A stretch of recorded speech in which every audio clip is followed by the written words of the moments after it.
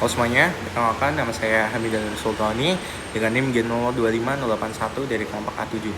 Jadi sini saya akan menjelaskan mengenai situs facialis. Kita akan mulai dulu dari muskulinya, muskuli facialis. Muskuli facialis ini terbagi menjadi 4 bagian berdasarkan fungsinya. Jadi tidak semua ini adalah muskuli, tapi gabungan dari berbagai macam jenis muskuli tadi yang berdasarkan fungsinya. Nah, pembagiannya itu seperti ada orbitalis group, ada nasalis group, ada oralis group, dan ada kelompok muskuli lain. Kita mulai dari orbitalis group. Nah, orbitalis group ini adalah muskuli di sekitar mata. Ya. Kenapa disebut orbitalis? Karena di sini dia bentuknya muskulnya mengorbit. Nah, kita akan bahas dulu di orbitalis group ini ada corrugator supercilii, ada orbicularis oculi. Kita akan bahas dari corrugator supercilii. Corrugator supercilii ini terletak di antara alis ini, alis kita ini itu berfungsi untuk kalau kita sedang marah atau apa itu corrugator supercilii akan nih. Lalu kita akan masuk ke muskuli kedua yaitu orbicularis oculi. Orbicularis oculi adalah muskuli bagian ini kita ya. Nah, orbicularis oculi kenapa disebut orbicularis oculi? Karena orbi tadi orbicularis itu artinya dia mengorbit atau berbentuk lingkaran. Nah, oculi sendiri ini artinya mata. Jadi dia muskuli yang berbentuk lingkaran serta mengorbit dan mengorbitnya mata. Makanya disebut orbicularis oculi. Nah, muskuli orbicularis oculi ini sendiri dibagi menjadi dua. Ada bagian orbitalnya, bagian yang mengorbit, dan ada bagian palpebral. Ini adalah bagian palpebral. Fungsinya apa? Kalau palpebral itu ketika kita sedang berkedip atau biasa itu kita menggunakan muskuli orbicularis oculi yang palpebral. Sedangkan kalau kita sedang terkena cahaya yang besar, kita akan berkedipnya tidak hanya begini tapi berkedipnya langsung seperti ini. Itu makanya dia disebut, makanya berbeda. Makanya tadi itu yang begini tadi, yang keras itu orbicularis oculi yang orbital. Nah, yang berkedip tadi itu yang palpebral. Oke. Itu tadi udah orbitalis, kita lanjut ke berikutnya yaitu nasalis group. Nah, nasalis group sendiri ini kita ada bagian-bagiannya. Nih, bagian sini saya akan melihatkan bagian ini aja. Bentar. Nih, ini aja. Bagian sini.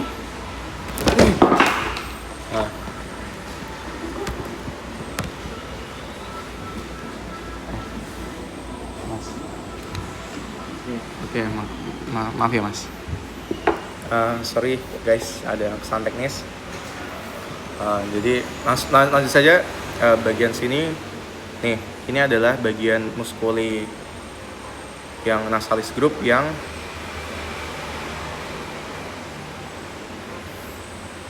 ini adalah bagian yang procerus. Nah, procerus sendiri ini adalah muskuli yang kita jelas nih. Ini adalah bagian procerusnya. Lalu untuk nasalis yang lainnya ada muskuli nasalis sendiri atau muskuli di hidung kita. Nih, di hidung kita ini ada muskulinya, teman-teman. Ada ya, ada bagian transverse, ya, ada bagian transverse, ada bagian alarnya. Ini alar, ini transverse-nya. Fungsinya juga beda-beda. Pokoknya antara transverse dan alar itu mereka saling berkoordinasi untuk bisa melebarkan dan menutup septum nasi. Nah, septum itu apa? Septum itu ini lubang hidung. Septum nasi berarti dia lubang hidung. Lalu di bagian sini, bawah sini itu ada namanya depresor septum nasi. Depresor septum nasi ini berfungsi untuk menutup lubang hidung. Ya, sesuai namanya dia depresor, berarti dia berada di bawah septum nasi, berada di bawah lubang hidung. Nah, seperti itu adik-adik. Oke. Lanjut kita ke oralis group. Nih. Oralis group ini ada banyak sekali ya, bisa dilihat di sini. Nih. Kita akan bahas dulu dari bagian sini. Ini yang tadi mengitari itu disebut apa? Orbicularis oris. Nah, ya. Orbicularis oris ini adalah untuk ketika kita membuka atau menutup mulut ini pakai orbicularis oris. Kemudian bagian bawahnya orbicularis oris ini ada muskuli tadi depressor labii inferior. Nih, depressor labii inferioris. Dia karena dia berada di bawah bibir, makanya disebut depressor labii, serta dia berada di bawah berarti inferius. Kemudian depressor labii inferius ini ada kebalikannya, yaitu levator labii superioris. Nih, bagian sini adalah nih, bagian sini ini adalah levator labii superioris. Ini juga sama, hanya saja ini berada di sayap hidung, makanya dia dinamakan levator labii superioris alaque nasi. Nah, nih, makanya dia disebut itu. Sebenarnya sama saja. Nih. Terus kita masuk ke bagian sini, muskulusnya, bagian sini kita itu ada zygomaticus mayor, ada zygomaticus minor. Zygomaticus mayor adalah ketika kita ini menggunakan zygomaticus mayor. Kemudian untuk ketika kita tersenyum, kita menggunakan zygomaticus minor. Nah, seperti itu zygomaticus minor. Kemudian kita masuk ke modiolus. Modiolus ini adalah titik koordinasi dari muskuli wajah. Makanya dia disebut modiolus, dia di tengah gitu. Modiolus. Kemudian yang di sini yang dia berikatan dengan suatu muskulu. Nah, ini muskulinya namanya risorius. Nah, risorius ini sendiri untuk ketika kita sedang sedih atau marah itu bisa menggunakan muskuli risorius. Kemudian di dekatnya depressor labii inferius ini ada depressor anguli oris. Nah, depressor anguli oris ini dia juga tidak hanya di bawah, ada juga bagian atas nih. Set gitu. Nah, hingga sampai di sini ini namanya levator anguli oris. Ini dia disebut anguli karena dia menguli gitu, membentuk sudut. Nah, ya betul, membentuk sudut. Kemudian kita masuk ke muskuli bagian dagu ini ya, namanya muskuli mentalis. Nah, ini ketika kita seperti itu menggunakan muskuli mentalis.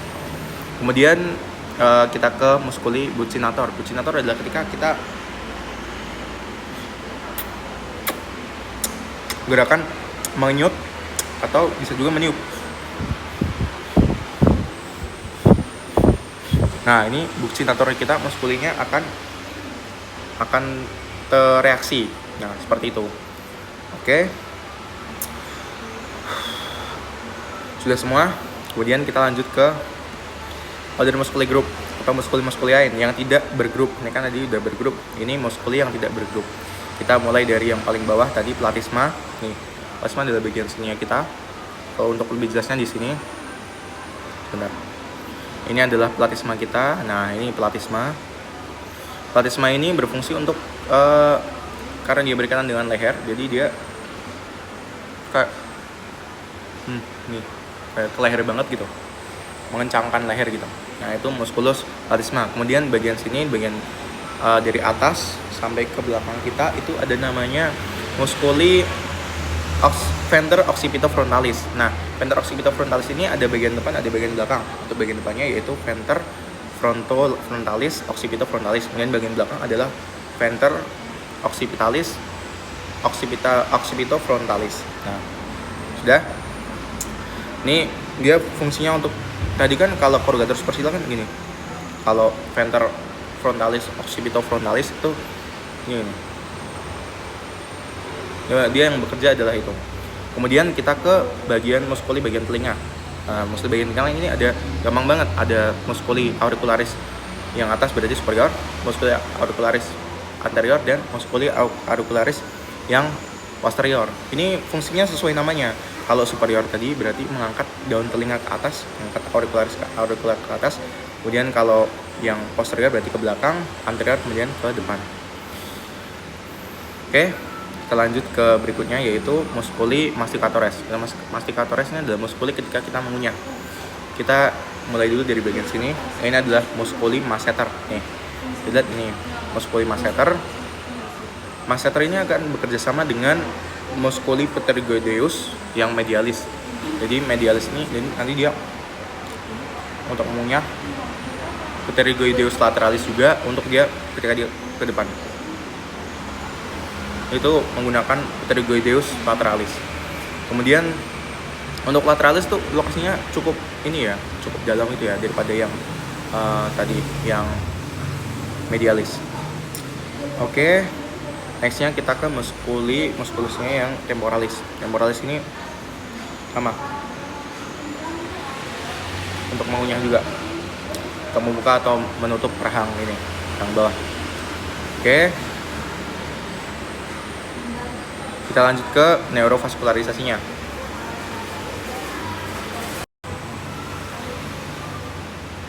Kita masuk ke neurovaskularisasinya. Nah, kita masuk dulu di arterinya ya, teman-teman. Jadi arteri ini sebenarnya mulainya dari arteri carotis communis bagian sini. Kemudian dia akan menyambang menjadi dua, yaitu carotis interna dan carotis eksterna. Nah, rata-rata arteri percabangannya itu berasal dari arteri carotis eksterna.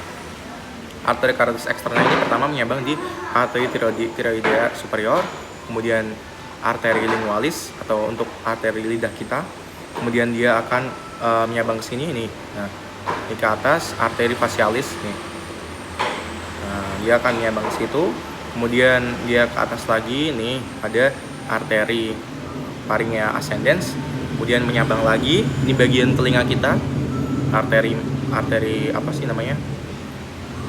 Kan OTW ke atas, OTW ke belakang, berarti ini arteri occipitalis.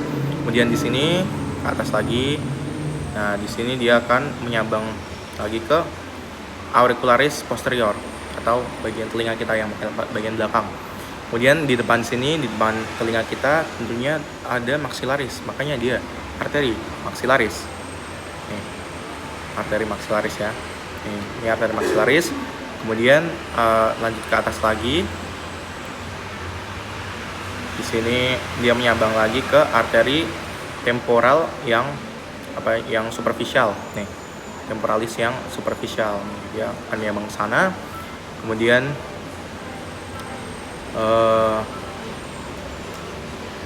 nah, jadi percabangannya kemudian nanti akan ke spheno-palatina, ada angularis juga, ada intraorbitalis juga. Oke, karena itu tadi yang eksterna. Lanjut kita ke vaskularisasi vena. Vaskularisasi vena itu dimulai dari vena jugularis interna. Nah, jugularis interna kemudian tadi menyambang bawahnya dulu, berarti di tiroidea superior, kemudian vena pharyngeal. Bedanya tadi kan kalau di arteri kan arteri pharyngeal ascendens, kalau ini tidak usah tambahin ascendens.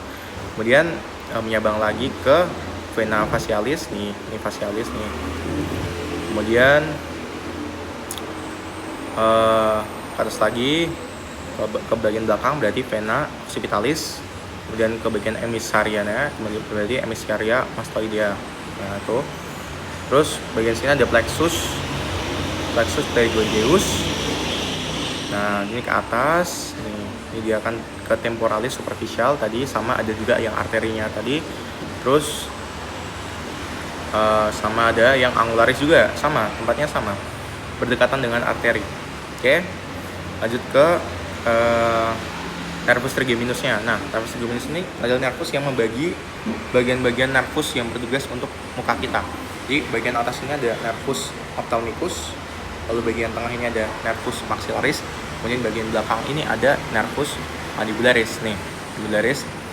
Nah, bagian belakang kita ini ada ramus dorami ya, dorsals, nervus cervicalis nih bagian belakang. Kemudian bagian telinga kita ini ada nervus vagus yang terdiri dari ada ramus auricularis yang nantinya dia akan ke meatus acousticus externa, dan sebagian kecil tuh dia akan di permukaan posterior medial, jadi bagian belakang ke bagian medial dari auricula ini.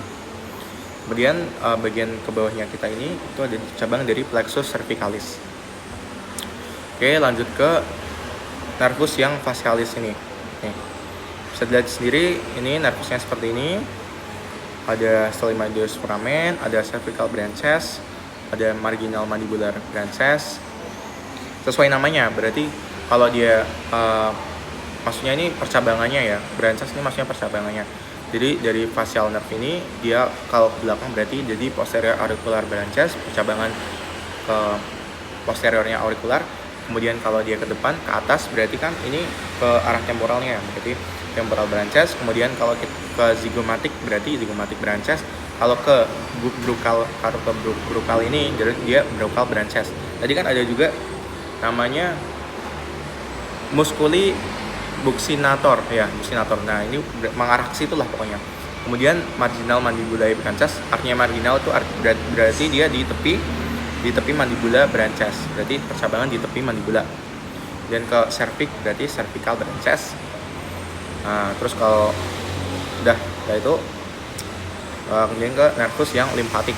Nah, nervus limpatik ini dia tersebar ya teman-teman ya, berarti kalau di belakang itu ada occipital, kemudian kalau dia agak ke permukaan kemudian ke cervical berarti cervicalis superficial, kemudian kalau ke bawah lagi berarti deep cervicalnya, kalau ke bagian belakang berarti cervicalis posterior, kalau di bagian atasnya clavikular berarti supra clavikular, kemudian bagian parotid ya, kelenjar parotid ini dia namanya parotid, tonsil berarti tonsilar, submental berarti mental kan di sini, mental berarti submental, kemudian submandibular. Ya. Jadi terima kasih telah menonton dan sampai jumpa di Indel, semoga tidak Indel ya. Oke, terima kasih.